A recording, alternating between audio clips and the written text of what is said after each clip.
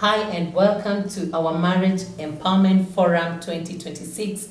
We are so blessed to be here today, and today the Lord has blessed us with guests from all the way from where they will tell us where they are coming from. And I will allow them to introduce themselves, and then we will delve into a very interesting topic on gender differences in communication. Definitely the way God created us is very different. How men communicate is very different from how women communicate. And no wonder someone said men are from Mars while women are from Venus. I'm not so sure, maybe I've interchanged the words, but basically it means we are from two different worlds, as much as God says in His word that we are one. And so today we are privileged to have a wonderful guest, and I will begin from one who is from the soil, the son of the soil, Dennis Musundi. I'll just mention the name, but then now you can tell us, introduce yourself, and tell us anything you want to tell us about yourself. Welcome. Thank you, Anne, for having us. My name is Dennis Musundi. I am married to one wife. God has blessed us with 3 great children.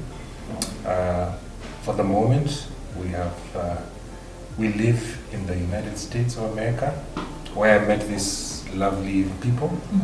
We fellowship together in church. And yes, that is the basic about me. All right. I'm a businessman. Yeah. Been a businessman here all my life. All right. Trying to actually launching out in New Jersey, Yeah. in the US, where God has allowed us to live for the moment. And by the grace of God, we are living our life. Awesome. Yes, as family there. Great. Yes. Thank you, Dennis. Thank you. Some of you call you Reverend. I don't know, maybe one day. Brother is good enough. Brother is good enough. Okay, For the no moment. worries. No worries. Thank you. Yeah. So we also have, thank you so much. We also have Pastor Vivek. I will allow you to introduce yourself, give us your full names, and then you tell us a bit about yourself. Definitely. Thank you, Reverend Dan, for having us here. Yeah. I'm looking forward to having a great conversation. Just to introduce myself, my name is Vivek Sandela. Like Dennis mentioned, I come from the great state of New Jersey in the United States. I'm married to my wife. We'll be celebrating our 24th anniversary this year. And we have 3 kids, 3 children, 2 daughters and a son. 2 kids, the 2 daughters going to university, where my son is in high school. I'm bivocational. I lead a few ministries both in the church and outside, but I also work for a pharmaceutical company, Johnson & Johnson as well. We go to Evangel Chapel in Bridgewater, New Jersey, where we worship every Sunday. And obviously we are excited to be here this week and on the mission trip in the great country of Kenya, working with the Reverend Dan and Bishop David here. So thank you for having us here. Wow, thank you so much for such an elaborate introduction. So we move to the lady. Please tell us your name, full name, and a little bit about yourself. Sure. Thank you for having us, Yes. Reverend Dan and Bishop. It's an honor to be a part of this mission trip. My name is Jyotsna Sandala Pagdipati. I'm married to Suresh Pagdipati for 25 years, and I have 2 blessed and promised children. Their names are Jeshroon and Jonathan. Yeah. One of them graduated from Penn State University, and the other one just started his university. And coming back, I work for government system as a QA analyst, and I also do ministry. It's called as JB's House of Prayer and Evangelism. And this is my first mission trip here, and I'm so glad to be a part of it. Awesome. Thank you so much, Jyotsna. I think by now I know how to pronounce your name well.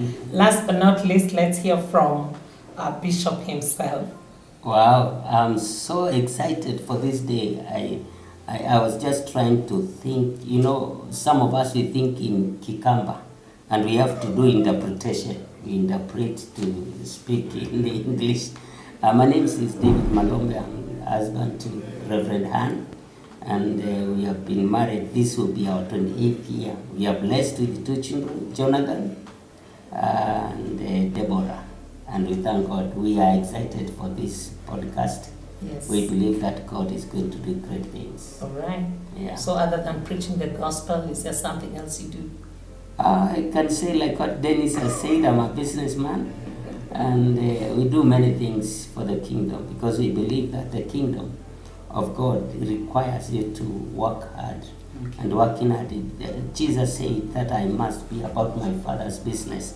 So apart from the kingdom business, God has helped us to do other businesses. Right. But our main focus is winning souls Okay. and establishing people All right. in the kingdom. Great. Yeah. What a great panel. And of course, I'm Anne. I'll be hosting this episode, and I'm born again. I love Jesus, and for me, I think the whole journey of marriage has been exciting, and I thank God. I know marriage is an institution that has suffered. Many people probably have suffered in the institution of marriage, and so we're not coming here as Miss Know-it-all or Mr. Know-it-all, but we're just coming here to share a few nuggets out of the experience we've had over the years, so that you can borrow a leaf and learn something as well. And so as we begin, I want to, throw my first question to all the panelists. They will have to answer this one on how or whether, first of all, you agree that women and men communicate differently in the institution of marriage, because maybe some feel, no, we are all the same, we communicate the same. So we'll begin with Dennis. Do you think men and women communicate differently? From my experience, it's a definite yes. Yes. Because ladies communicate, or wives, or my wife communicates a lot with feeling. Yeah. I find that as a man, I communicate a lot with my thinking, just my head and what I feel, Yeah. what I think is right for the moment, or the item, or the idea we're discussing. Yeah. And sometimes that can be Mars and the other is Venus, Yeah. and the two planets don't seem to conclude the same process or product on the thing that you're discussing, Yeah. whatever it is, whether it's how to budget, how to raise children, work, whatever it is. And so we first, I think it is important to identify that a lot of the times we are different, Yeah. and then find ways of bringing the Venus process or idea and the Mars process or idea to congruence, so that it comes out with a harmonious product Okay. that both of you can work. Okay. Most times, if you are careful, you get it. Okay. Sometimes you have to let it simmer Yeah.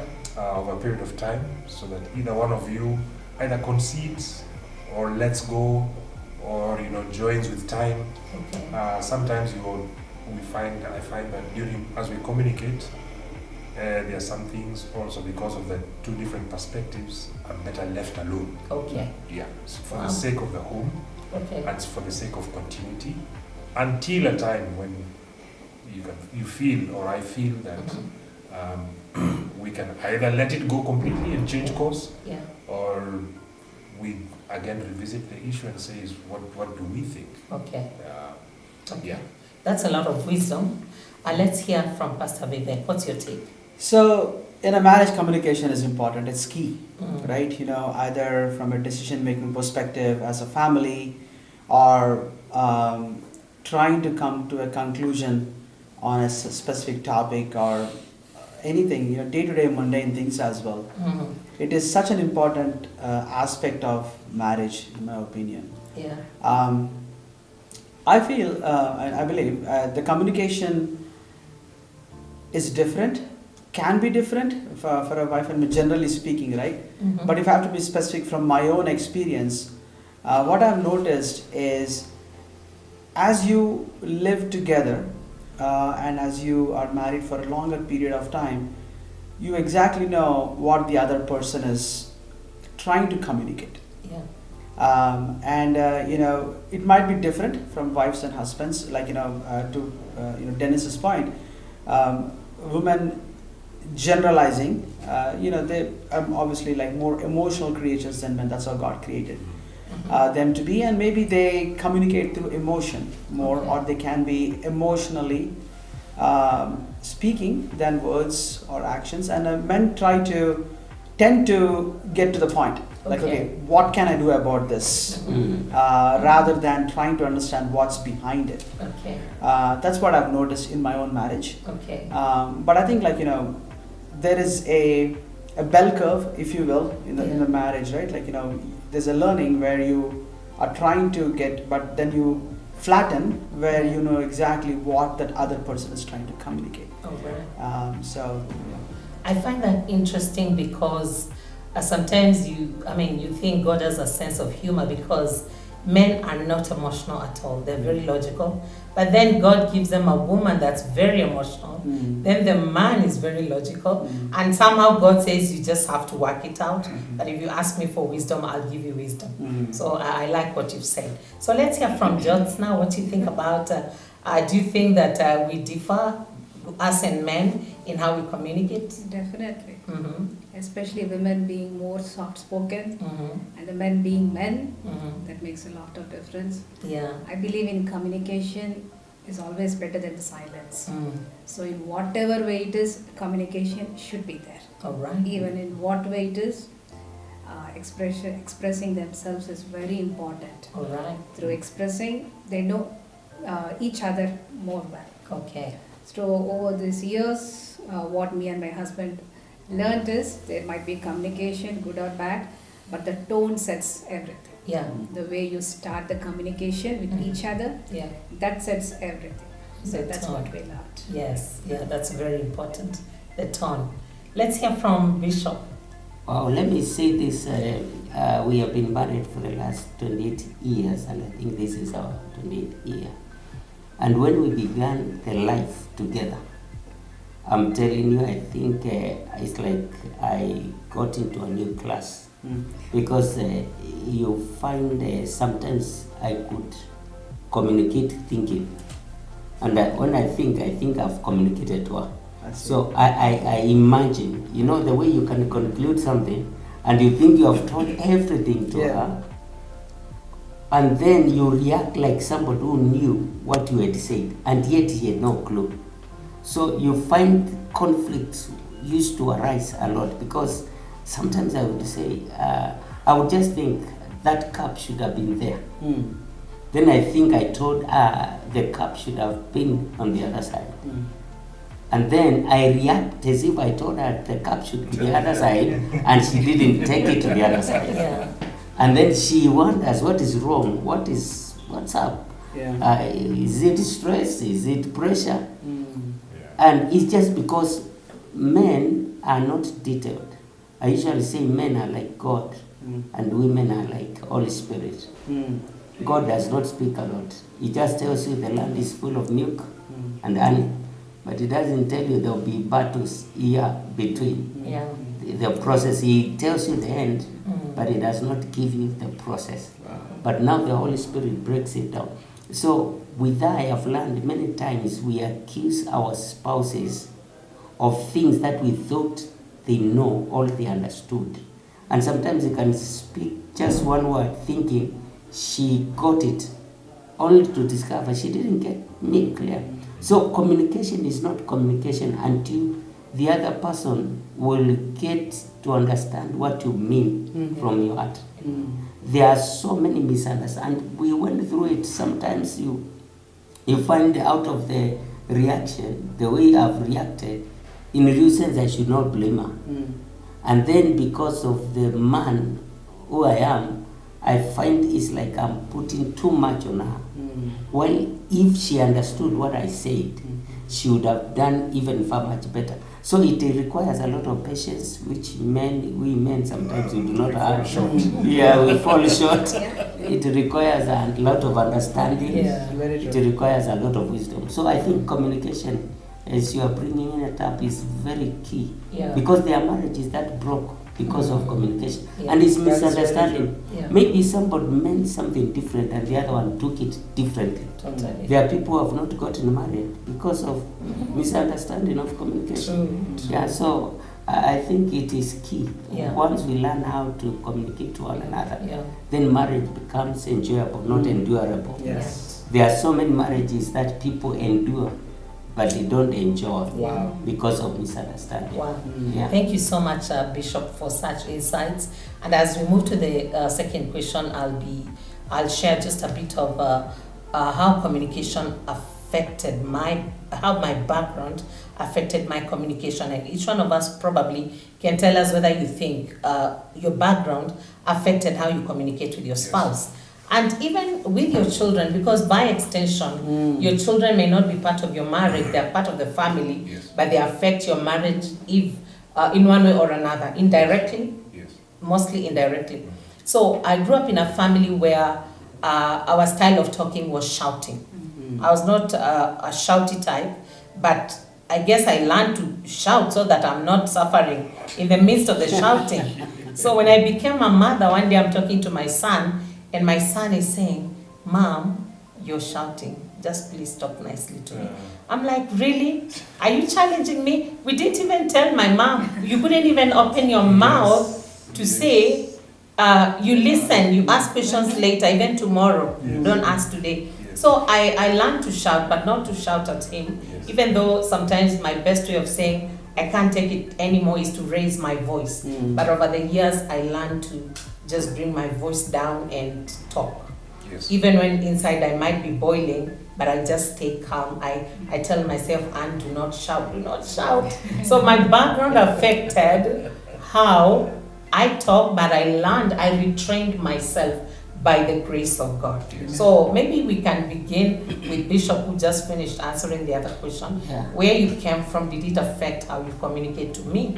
Oh my goodness. One of the things, because of my father had two wives, and the first wife, I think when they got married, is like he was given. Those days, according to the story my father told me, they used to be given. So after some time, because they needed many children, they were only born two. So my father needed, and the grandmother of my father needed many children. So he was helped by the wife to look for another wife who became my mother. So now, when I was growing up, is my father and my mother, they used to laugh. My father could make jokes, and we were raised in a free. It's like my father to me was like my grandfather, because the age of my father and me is like he was my grandfather in a way. So I grew up of one thing of not liking to hurt people, and number two, I don't like to stay in a place where there's tension. So when we got married, sometimes we could have conflict, but I would look ways of making it easy. Even today, 28 years later. Yeah. So I would make sure that even if I've done something wrong, to say I'm sorry, it's not very easy. I feel like the Holy Spirit is leaving. I'm just kidding. But I will look for ways of making her laugh so that we can finish it. Because I believe communication at the end of the day is to make sure that your relationship is not affected. Because when you have your relationship affected, it will affect many things. It will not only will it affect two of you, it will affect even your own friends. Try to imagine if today, like, we have friends like you, and then coming from a house with conflict. It's very easy for her to tell me, "You go and see your friends," or "You go and see your friends." So conflicts can mess up so many things. So the best thing is to see how you can avoid, and you avoid it by learning from one another. So I have learned a lot from her. I have learned, there are things that I have learned when I've been growing up, which I discovered they cannot really help in marriage. But one of the best things I've learned is to have a very good communication, so that your spouse, you value your spouse, because when you value somebody, you be careful on how you communicate to them. But that is now not how we have been.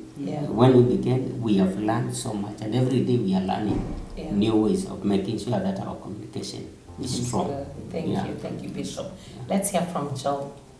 about your background and whether it impacted how you communicate to your spouse. Yes, mine is very interesting one. Yes. Because me and my husband come from a very opposite backgrounds. Mhm. Complete in every area. Spiritually, physically, financially, everything in, you say it, we are like quite opposites. Mhm. But God brought us together. Yes. Yes. Mhm. And it didn't take much time for us to understand each other and accept each other. Mhm. Because in India, we don't have a choice to date or court Wow. or anything. We just got married in a day, that's it. Mhm. And Wow. I know it was from the Lord, Yeah. and I trusted Lord Mhm. in all His ways. Mhm. And somehow my husband also, he fell in love with me as soon as he saw me. Mhm. So he understands me because I was married when I was 20. So he knew that I was very young Yeah. to handle. So he came down to my level to understand Okay. everything. So I was blessed in Alright. that way. And conflicts, growing up, I always believe that they're from the enemy. Mhm. Enemy always tries to kill, steal, and destroy our joy, the family. Okay. So we always make ourselves, we have to be overcomers in that area. Yeah. It's not that we are the best, we do not have the conflicts or differences, Mhm. but we communicate well with each other. Yeah. And coming back to communication, if I speak 10,000 words, my husband speaks 1,000 words. Wow. Wow. So he has He's to a do a lot listener. of listening. Yes, he's Yes. a listener, and I'm a talkative person. So that Okay. also helped me to express myself, to be Yes. what I am. Okay. And acceptance is very important. Alright. Whatever you are, that this marriage is from the Lord, Mhm. and we have to honor that institution. That's right. Wow. So before we move to Pastor Vivek, there's something you've mentioned and it caught my interest. How long had you known each other? Never mind that he was brought to you. So did you even have like 5 days before the wedding or maybe 10 days to at least get to know him, talk? No, not at all. You met on the wedding day? Actually, on a summer vacation, I was playing with my brothers in my front yard. And then my dad came to me and said, "You're going to get married." Oh my goodness. Wow. I'm like, I was started crying, what happened? I'm just playing, I'm enjoying my life and all. Oh Lord. But somehow my dad, when he saw my husband, when he came to know about my husband, he felt that that person is the best person for my daughter. Okay. That is a feeling that he got. Okay. Many people opposed that marriage, but my dad was very strong Okay. somehow on that. Okay. And they came to see me, and in 1 hour my marriage was all sorted. Wow. Wow. 1 hour, yes. Wow. There was no, we didn't even And you left communicate. home? No. There was there was time. time.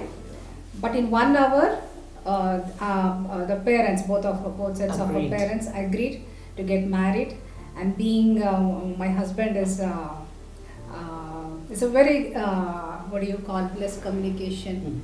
He doesn't He's cool. he's Quiet, quiet. introverted sort of. So he didn't. He wanted to make an effort to talk to me, but he did not. So that is the biggest complaint I have till date. Okay. Wow. Oh Yes. my. Yes, I know Wow. he'll be listening it someday. Yes. Yes, but I'm being the more outspoken person, I got through it. Wow. So on the day of my engagement, I saw him for the first time. Let me say It's something. okay. Go ahead. Go ahead. You know, I would say, with all due respect, I think we did it in the Bible. Yes. Even Isaac, they had not met with the Rebecca. Yeah. Just the servant went, picked the lady, Yeah. brought, and the moment Isaac saw Rebecca, he just said, "Now this one is my wife." Yeah. Yeah. Wow, thank you for that addition So, as well. So, thank you. What a story. Pastor Vivek, your background and how it affected how you communicate to your wife. I mean, Josna is my sister. Yes. If you didn't know, so we have similar backgrounds, obviously. So when you asked that question, I was kind of replaying back our household, how it was, my mom, my dad.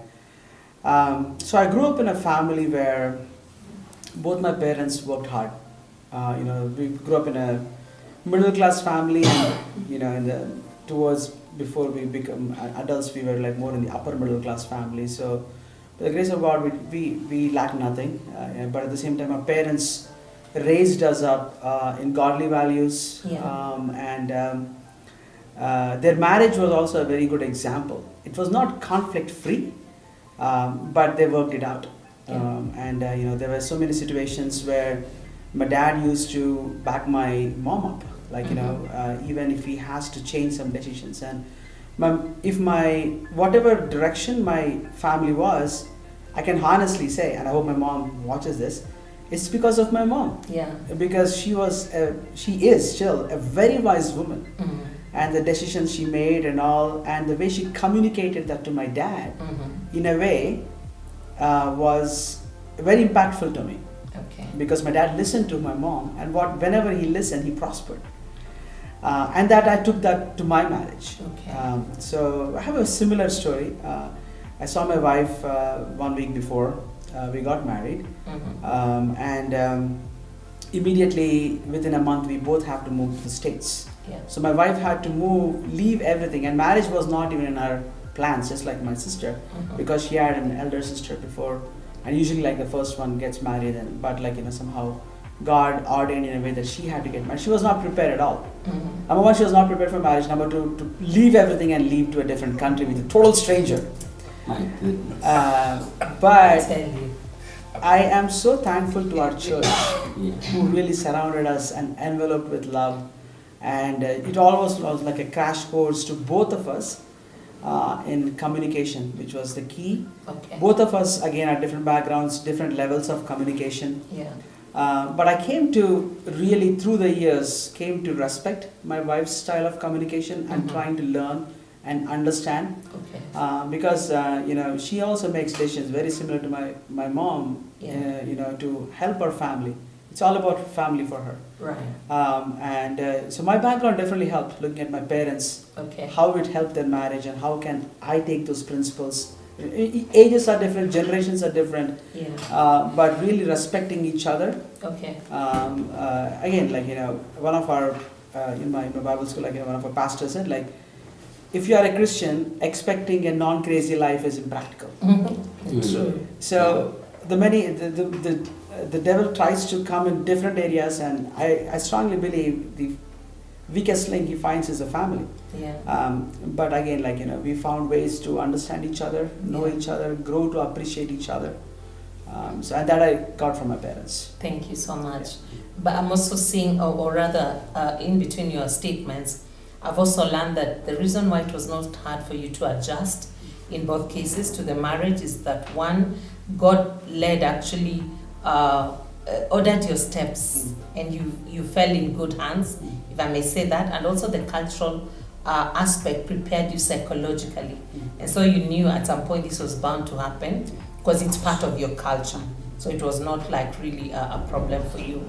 So let's hear from Dennis, your background and how it affected. My background definitely did affect the way I communicate in my marriage.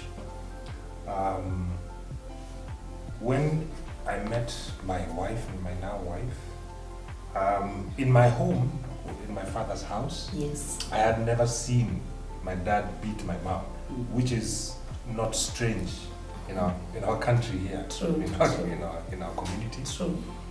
And so I keep telling my wife today, this hand, I don't know how to make it, Yes. inflict some pain on you. It can't. Even if I tried, it will melt on the way Yes. to, touching her. So those are the things that I carried over from our family to the marriage.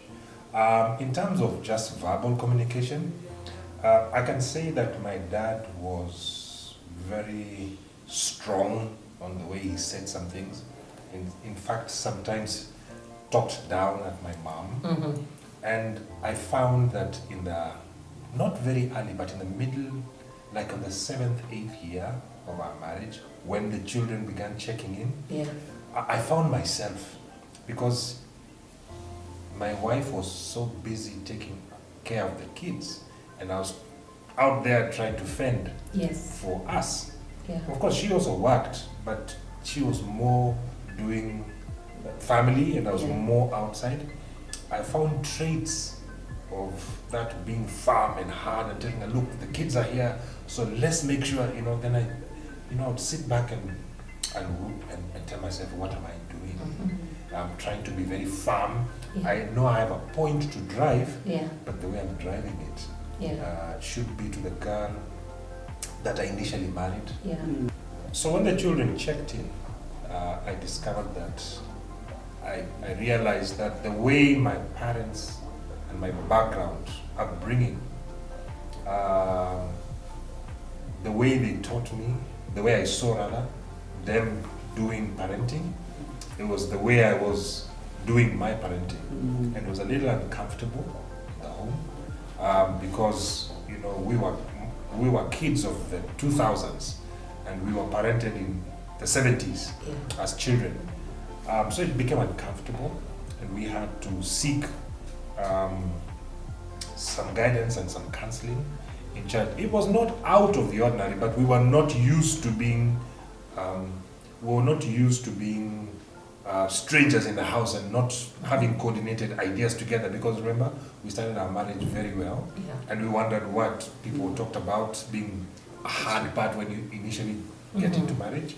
Then when we start getting kids, I don't want to say all hell, but things began happening. And so we sought help. We happened to get into a ministry in our church that is for enrichment of marriages that we have now been for 20 years. Okay.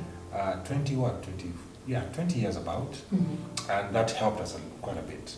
Okay. So we got to learn each other, we got together with other couples, and we discovered we all go through the same thing because we were all giving birth at the same time. We were all going through child rearing at the same time. We were all going through teenage parenting at the same time. So we met every so often, every month for all the while, and we talked, exchanged ideas, only to discover that she did it better than me. So let me learn from him. And in another instance, I did it better than her. So they learned from me, and so that's what helped us, bring up our children and our marriages. Awesome. Yeah, challenges, yes, but it helped us by and large. Yeah. Good. So maybe you can start us off by telling us, what does being hard look like in your marriage?